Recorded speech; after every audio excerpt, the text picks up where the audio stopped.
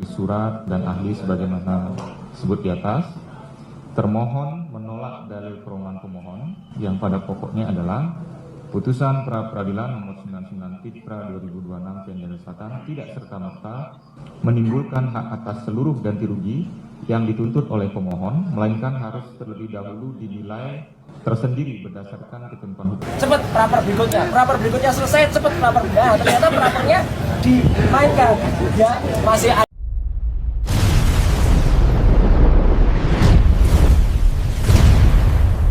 Halo sahabat Klakson 98, sidang demi sidang terus bergulir.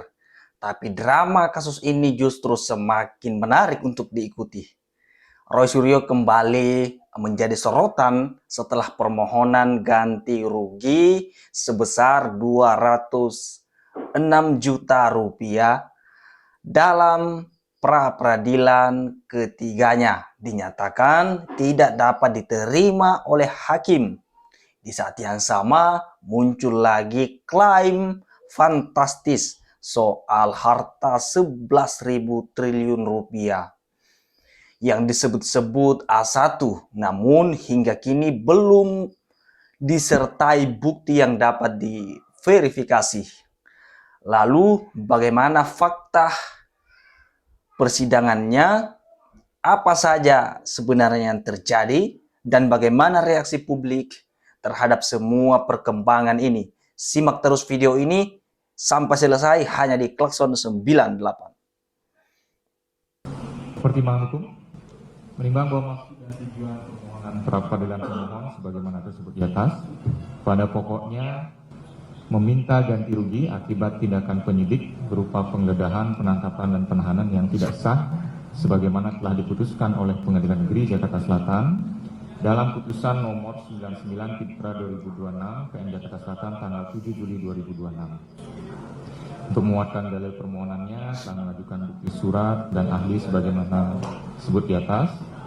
Termohon menolak dalil permohonan pemohon yang pada pokoknya adalah putusan pra peradilan nomor 99 Fitra 2026 PN Selatan tidak serta-merta menimbulkan hak atas seluruh ganti rugi yang dituntut oleh pemohon, melainkan harus terlebih dahulu dinilai tersendiri berdasarkan ketentuan hukum yang berlaku dengan memperhatikan pembuktian mengenai adanya kerugian yang nyata, hubungan sebab akibat antara tindakan termohon dengan kerugian yang didalilkan, serta kewajaran besaran ganti rugi menurut asas kepatutan, proporsionalitas dan keadilan. Untuk mendukung alasan-alasan penolakannya, termohon mengajukan bukti surat dan ahli sebagaimana disebut di atas. Sebelum mempertimbangkan pokok permohonan pra peradilan pemohon, jawaban termohon dan bukti-bukti yang diajukan kedua belah pihak, hakim terlebih dahulu akan mempertimbangkan formalitas permohonan yang diajukan oleh pemohon sebagai berikut. Menimbang bahwa oleh karena peraturan pemerintah mengenai pembayaran ganti rugi sebagaimana diamanatkan pasal 175 ayat 5 Undang-Undang Nomor 20 Tahun 2025 tentang KUHP belum terbit hingga saat ini, maka berdasarkan pasal 365 KUHP, hakim akan memedomani ketentuan pasal 11 Peraturan Pemerintah Nomor 27 Tahun 1983 sebagaimana telah diubah dengan Peraturan Pemerintah Nomor 92 Tahun 2015 tentang perubahan kedua atas Peraturan Pemerintah 27 Tahun 1983. Pasal 11 ayat 1, pembayaran ganti kerugian dilakukan oleh menteri yang menyelenggarakan urusan pemerintahan di bidang keuangan berdasarkan petikan putusan atau penetapan pengadilan sebagaimana dimaksud pasal 10. Ayat 2, pembayaran ganti rugi dilakukan dalam jangka waktu paling lama 14 hari kerja terhitung sejak tanggal permohonan ganti kerugian diterima oleh menteri yang menyelenggarakan urusan pemerintahan di bidang. Ayat 3, ketentuan mengenai tata cara pembayaran ganti kerugian diatur dengan peraturan menteri yang menyelenggarakan urusan pemerintahan di bidang keuangan. Menimbang bahwa berdasarkan ketentuan tersebut di atas, oleh karena yang diberikan kewenangan oleh negara untuk melakukan pembayaran ganti kerugian adalah menteri yang menyelenggarakan urusan pemerintah di bidang keuangan, yang dalam hal ini adalah Menteri Keuangan, maka Menteri Keuangan harus ditarik sebagai pihak dalam perkara ini. Menimbang bahwa dengan tidak ditariknya Menteri Keuangan sebagai pihak, maka permohonan ini mengandung cacat formil karena kurang pihak. Dengan demikian, maka sudah sepatutnya permohonan pemohon dinyatakan tidak dapat diterima. Menimbang bahwa oleh karena permohonan pra peradilan pemohon dinyatakan tidak dapat diterima, maka biaya yang timbul dalam perkara ini haruslah dibebankan kepada pemohon sejumlah nihil. Mengingat pasal 173, pasal 175 ayat 5, pasal 365 KUHP, pasal 11 Peraturan Pemerintah Nomor 27 1983 sebagaimana telah diubah dengan Peraturan Pemerintah Nomor 92 Tahun 2015 tentang perubahan kedua atas Peraturan Pemerintah Nomor 27 Tahun 83 tentang pelaksanaan KUHP dan peraturan perundang-undangan lain yang bersangkutan, menetapkan menyatakan permohonan pra peradilan pemohon tidak dapat diterima.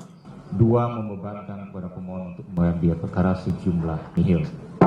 Demikian diputuskan pada hari Kamis, tanggal 6 Agustus 2026 oleh Ketut Dakwaan Esa, Hakim Pra Peradilan pada Pengadilan Negeri Jakarta Selatan dan diucapkan dalam sidang terbuka untuk umum pada hari dan tanggal itu juga.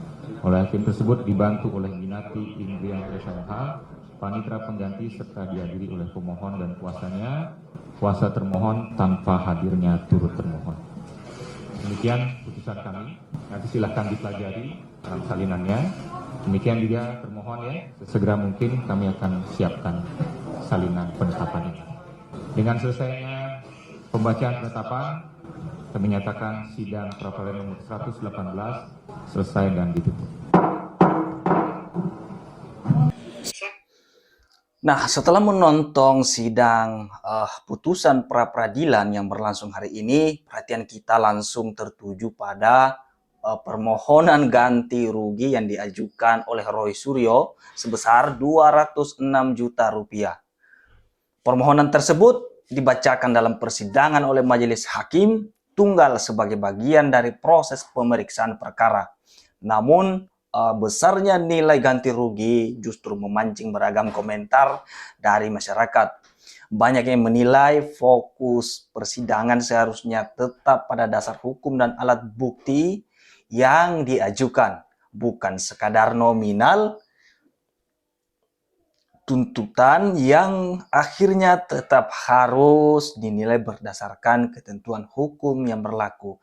Yang menarik, publik ini menilai dan mulai menunggu apakah langkah hukum seperti ini benar-benar mampu mengubah posisi perkara atau justru hanya untuk memperpanjang polemik yang sudah berlarut-larut ini. Pada akhirnya, keputusan tetap berada di tangan pengadilan berdasarkan fakta, bukti, dan aturan hukum. Dan nyatanya, gugatan itu tidak dapat diterima karena tidak adanya data dan bukti konkret yang menunjukkan semuanya itu. Dan sudah dianggap cacat formil. Saya mendapatkan informasi A1 bahwa bunker penyimpanan harta 11.000 triliun milik Joko Widodo adanya di situ. Tuh, bisa lihat nggak? Kayak nampak. Nah, di situ adanya. Nah, di situ ya betul. Itu. Sorot, lebih dekat lagi. Sorot. Ini hoax lagi ini. Disebarkan oleh Michael Sinaga ini. Bunker 11.000 triliun. Ya, siapa yang mau mencari bunker Pak Jokowi adanya di situ tuh. Tuh, nah udah lihat kan? Michael Sinaga yang mengklaim adanya harta 11.000 triliun rupiah milik Pak Jokowi di satu tempat. Memang sangat menarik perhatian ya. Ia bahkan menyebut informasi tersebut sebagai A1, seolah-olah berasal dari sumber yang sangat valid. Namun setelah kita cermati, pernyataan tersebut tidak disertai dokumen, data resmi ataupun bukti yang dapat diverifikasi. Sebuah klaim sebesar itu tentu membutuhkan pembuktian yang sangat kuat, bukan hanya pernyataan sepihak. Di era digital seperti sekarang ini, masyarakat perlu lebih kritis ya dalam menerima informasi yang sensasional seperti ini. Tuduhan mengenai kepemilikan aset dalam jumlah fantastis seharusnya didukung bukti yang dapat diuji. bukan sekedar opini ataupun asumsi belaka. Tanpa bukti yang jelas, klaim tersebut tidak dapat dianggap sebagai fakta. Karena itu, penting kita membedakan antara informasi yang telah terverifikasi dan klaim yang belum memiliki dasar pembuktian yang memadai. Cepat pra berikutnya selesai, cepat pra peradilan. Ternyata prapernya dimainkan, ya masih ada nanti kurang dia. Ibaratnya kita main kartu, ya. Hakim sekarang memunculkan kartu itu kan ada as, ada king, ada queen, ada jack. Jack yang terkenal ya, jack. Siapa itu jack? Hari ini hakim memainkan joker, kartu tidak kita. Jokernya keluar hari ini. Nah, karena jokernya keluar, ya makanya kita main joker juga nanti ya. Jadi jelas ya, ini kalau dalam main kartu biasa, kita udah ngitung kartunya harusnya jumlah kartu itu 41, ya ternyata lebih. Jadi ada apa? Joker. Ya udah, kita main banyak, kita main joker. Sekian, terima kasih. Wassalamualaikum warahmatullahi wabarakatuh. Nah, bagian ini yang cukup mengundang tawa ya. Setelah hakim menyatakan permohonan gugatan ganti rugi tersebut tidak dapat diterima, Roy Suryo justru memberi sinyal akan mengajukan pra peradilan lagi. Warganet langsung ramai memberi komentar, loh kok balik lagi? Ini pra peradilan sudah kayak serial yang episodenya terus berlanjut. Tentu setiap orang berhak menempuh upaya hukum yang tersedia. Tetapi reaksi publik juga menunjukkan kejenuhan. Karena persoalan yang sama ini terus berulang-ulang. Yang lebih menggelitik lagi adalah ketika Roy Suryo melontarkan candaan mengajak hakim bermain kartu. Ya, pernyataan ini langsung memancing berbagai komentar lucu, terutama dari saya. Pak Roy, meja sidang itu bukan meja remi.